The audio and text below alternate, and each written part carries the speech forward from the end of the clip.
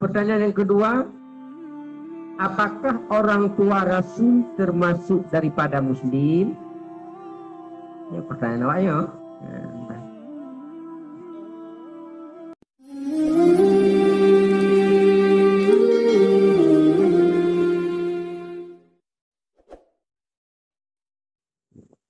Selanjutnya kami persilahkan kepada Abati untuk memberikan jawaban-jawabannya. Nah, pertanyaan satu, bagaimana maksud adil bagi seorang pemimpin? Yang urutan bagi sini.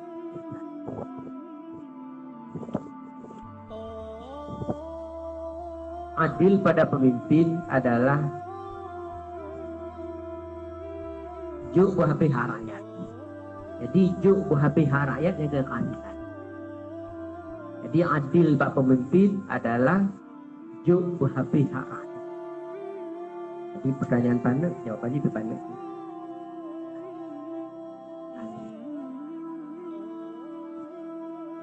Yang tohak tanya bagi sini. Ya. Pertanyaan yang lain, mengapa surat At-Taubah tidak didahului dengan membaca Bismillahirrahmanirrahim? Jadi harus kita ketahui permulaan daripada Al-Quran, na Bismillah dan na yang hana Bismillah. Yang diawali oleh Bismillah, na yang sunat baca dan na yang wajib baca. Pada contoh Bismillah pada permulaan Al-Fatihah, khusus dalam mazhab Imam Syafi'i dalam urutan sembahyang. Yang hukumnya wajib baca.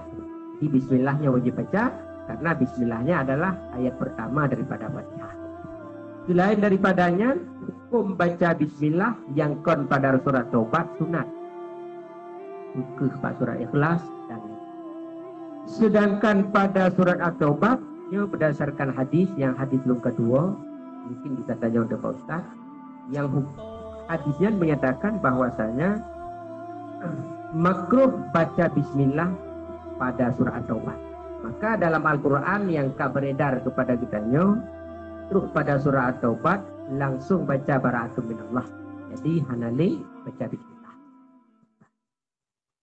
Hukum baca makruh. Pertanyaan yang kedua, apakah orang tua Rasul termasuk daripada Muslim? Ya, pertanyaan awak ya.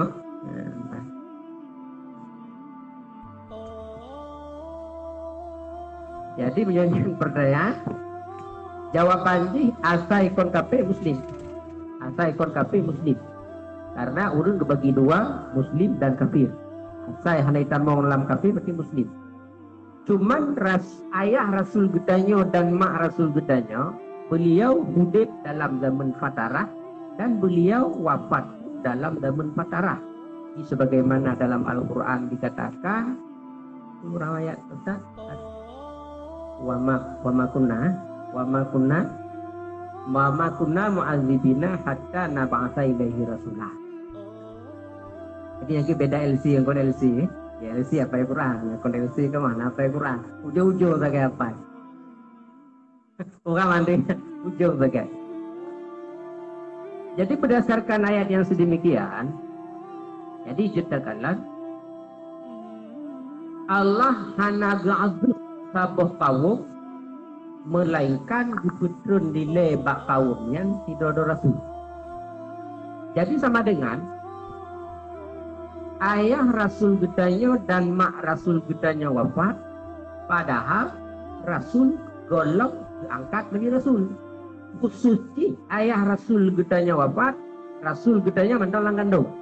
Bek katakan diangkat, lahir digolong. Yang kedua, mak Rasul Gedanyo. Mak Rasul Gedanyo wafat itu Aminah binti Wahab, yaitu pada zaman yang Rasul golong diangkat menjadi Rasul. Jadi sama dengan orang yang meninggal dalam zaman yang golongna Rasul, bahkan syariat watinya golongna yang mandung urus di dalam zaman Fatarah. Udip dalam zaman Fatarah hukum mandung di Allah. So meninggal dalam zamannya langsung kaf. Jadi dia numisnya dicok tokoh Dali. Anamio. Cok tabo dali, udali. Kedali ayah Rasul kita nyonyan tamonoaka dan hana beragama Islam adalah kedali gecok satu hadis.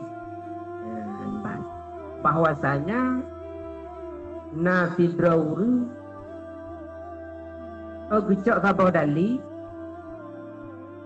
karena Rasul kitanya hentam na riwayat yang tuh bagainya udah ya bahwasanya nagijak baku bumak dan buaya yang nagijak baku bumak watega yang dalam gangkap di Rasul tapi setelah goyang gangkap di Rasul hana riwayat yang menyatakan hanang salah hana riwayat yang menyatakan nagijak baku bumak dan nagijak baku buaya lagi adat kita nyocek nyocek wawaya nyocek kanuri jirat nyocek di golong puasa najak ada yang baku bumun tapi Rasul nagijak baku bumun sih jadi kedali bahwasanya Rasul hendak gejak bagu bonci menandakan kesucian iman kepada Allah. Yang dali gejak sepintasnya ada jujur ke dali bahwasanya Abdullah dan Aminah hendak iman kepada Allah. Rat hukum bahadinya. Menyoreknya cara hukum tak tulak menghadisi. Tulak menghadis lain. Sebab tulak menghadis lain. Na fitro sahabat do betul.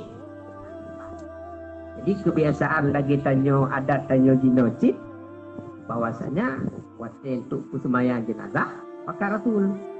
Ya Rasulullah katuh wa masjid nasidro daripada anggota kita kan meninggal tapi penyebab dengan kepoto jadi jenazah kan nambah masjid karena saja ternyata sembahyang. Jadi hukum dari Rasul ya sembahyang kata Allah nalnya. Jadi menyatakan kekalan pada hadis bahwasanya bukanlah setiap Rasul hana gejak hana dia tahu menyatakan yang hana iman. Bukti je sahabat lain sembahyang karena hukum sembahyang jenazah yang sifat hana iman hanya sembahyang karena intisari sembahyang jenazah itu adalah doa bil maghfirah. Doa bil maghfirah hanya bagi orang yang kon Islam. Jadi orang lain dia pun sembahyang. Tapi Rasul hana kita ikut sembahyang saja karena urunya melakukan dosa besar. Jadi kedali daripada kitanya bahwasanya yang difaham dek Wahabi bahwasanya Rasul hana gijak bagi umat dan bagi buya menyatakan Aminah dan Abdullah nyan hana Muslim itu tidak benar. Kedali daripada tidro sahabat yang benar. Rasul hana gejak menyatakan orang setiap yang hana gejak Rasul menyatakan orangnya hana iman. Jadi tercok kesimpulan mesti Rasul gedanya adalah orang yang iman kepada Allah karena beliau hidup dan wafat dalam zaman pada habis.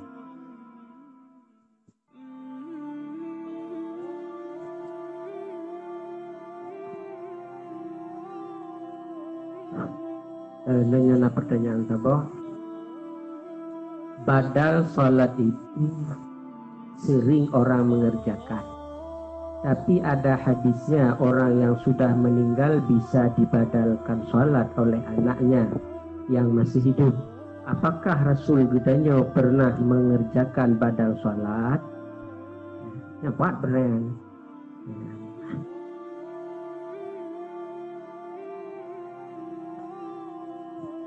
Jadi ke masalah hadis langsung Rasul nak badalkan salat urut yang meninggal khususnya mentuan anak rumah yang kadang orang lain karena yang pertama yang harus kita ketahui dalam masalah membadalkan sembahyang urut yang meninggal peranak yang tukang badai atau urut lain nyona khilaf dalam mazhab budaya syariah.